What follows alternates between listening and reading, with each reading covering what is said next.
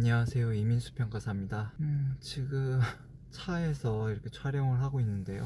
오늘은 주말이라서 애기랑 본가에 와서 애기를 잠깐 할아버지 할머니에게 맡기고 저는 지금 여기가 청주인데 청주에 와서 또 현장 조사하고 지금 돌아가려던 차에 오늘도 영상 한번 찍으려고 차에서 카메라를 켰습니다. 집에서 딱히 제가 촬영을 할 수가 없어서 저희 집도 제가 유튜브를 하는 걸 모르고 저도 뭐 딱히 뭐 알리고 싶은 생각도 없고 해서 차에서 이렇게 촬영을 하고 이제 집에 가려고요. 오늘은 어떤 얘기를 할까요? 제가 작년 4월부터 다시 평가 업무를 이제 본격적으로 하고 와이프도 육아하다가 이제 본격적으로 다시 일을 해보려고 이제 저희 둘 다 평가 법인에 들어가서 일을 하기 시작했는데요. 올해 이제 2025년 벌써 2월이 됐죠. 2월 되고 이제 3월이 돼 가는데 저는 작년 10월에 지사 설립을 하고 벌써 지금 4개월이 됐어요. 4개월 동안 뭐 회사 운영을 하면서 지사 설립을 하고 이렇게 회사 일을 하면서 느낀 게 뭐냐면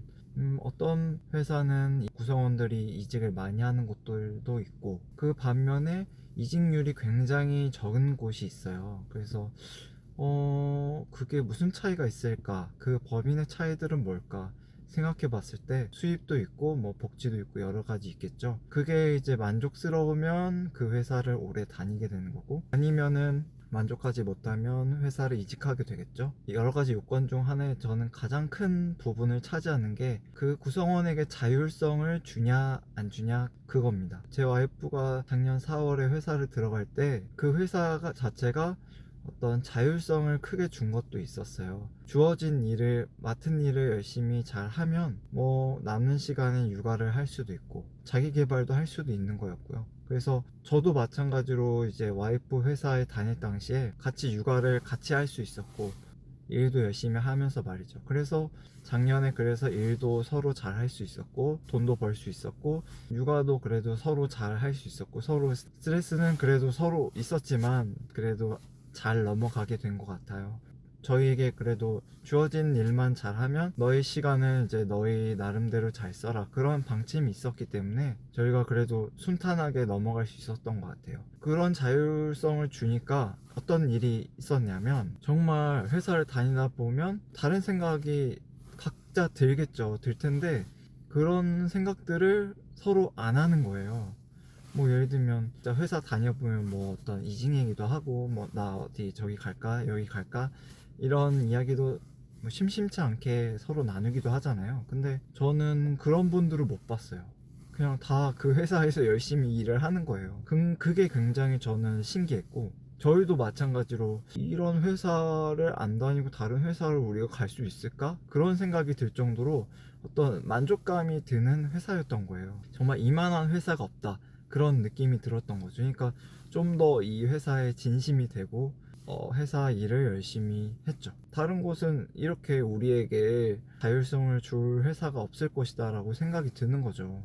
제가 그런 경험을 하고 나니까 지사 설립을 하고 나서도 우리 회사에서도 그런 방침을 똑같이 가져갔어요. 저희 이제 파트너 평가사님이 계신데 파트너 평가사님도 마찬가지로 회사에 주어진 일을 하면 회사에서 뭐라 하지 않았어요. 일 열심히 하면 됐고 그리고 남는 시간은 본인 시간을 가져서 어떤 일을 처리해 나가시거나 아니면 본인이 뭐 새로운 뭐 환경에서 어떤 영업을 하시거나 그 밖에 자기 개발을 한다는 거를 응원하는 거죠. 서로 응원하는 거고 저도 마찬가지로 저는 항상 이제 그런 생각을 하는 게 어떻게 하면 고객들이 우리한테 의뢰를 더 할 수 있을까 해서 다른 모임도 한번 참여해보고 아니면 내 일을 맞춰놓고 내 일은 뭐 정해진 시간 내에 하는 거고 남은 시간에는 우리에게 일을 줄 만한 전문가분들과 같이 협업을 할 수 있는 시간들을 계속 만들어 나갔어요.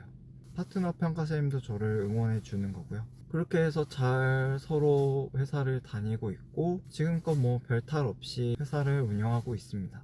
이게 정말 좋더라고요. 그게 오히려 각자 구성원에게 자율성을 주고 나니까 오히려 업무가 더 효율적이게 되는 거고 회사의 본인의 성장에도 큰 기여를 할 수 있는 거고 그게 결국은 회사의 성장에도 도움이 될 거라고 생각하거든요. 회사가 성장하는 거를 와이프 회사에서 받고 지금도 보고 있으니까요. 회사가 이제 각자 구성원에게 얼마나 자율성을 주냐, 그렇지 않고 회사가 이 구성원들을 속박하고 어떤 회사의 부품처럼 생각하느냐, 이거를 잘 보고 어떤 회사 결정을 하셨으면 좋겠어요. 회사가 구성원들을 자꾸 억압하고 자꾸 속박하고 그러면 개인의 성장도 할 수 없고 회사의 큰 기여도 할 수 없다고 생각하거든요. 요즘 이제 젊은 인력들은 특히 그런 걸 더 중시하는 시대가 이미 되었고, 이제 그런 걸 이제 맞춰 나갈 수 있는 회사가 좀 더 성장할 수 있는 회사가 되지 않을까, 저는 그런 개인적인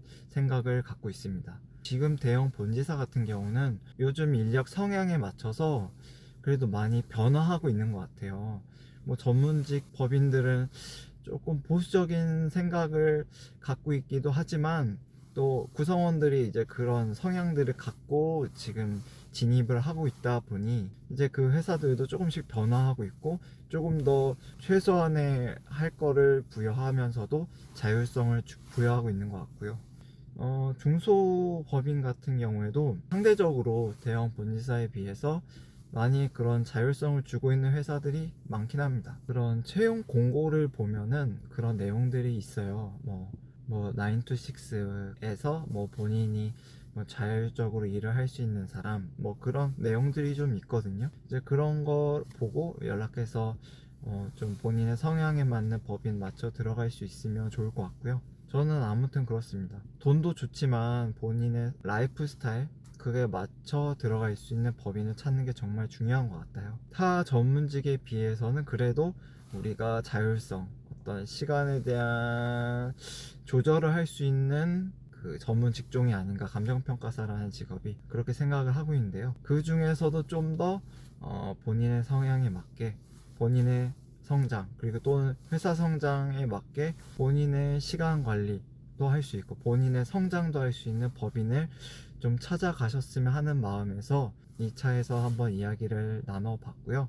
회사를 골라서 들어가는 게 정말 중요한 것 같아요. 시행착오를 최대한 줄여야 하는 거고, 이직이 잦게 되면 오히려 그 사람에 대한 안 좋은 관념을 갖게 하는 일이 될 테니까, 면접관의 입장에서는 뭐 편견을 심어줄 수 있으니까 어떤 이런 회사를 오래 다닐 수 있는 요건 중에 그런 자율성도 함께 생각해 보시면서 어떤 회사 선택도 잘 하셨으면 좋겠습니다. 다음 영상에서도 좀 더 도움이 될 만한 이야기 가져오도록 하겠습니다.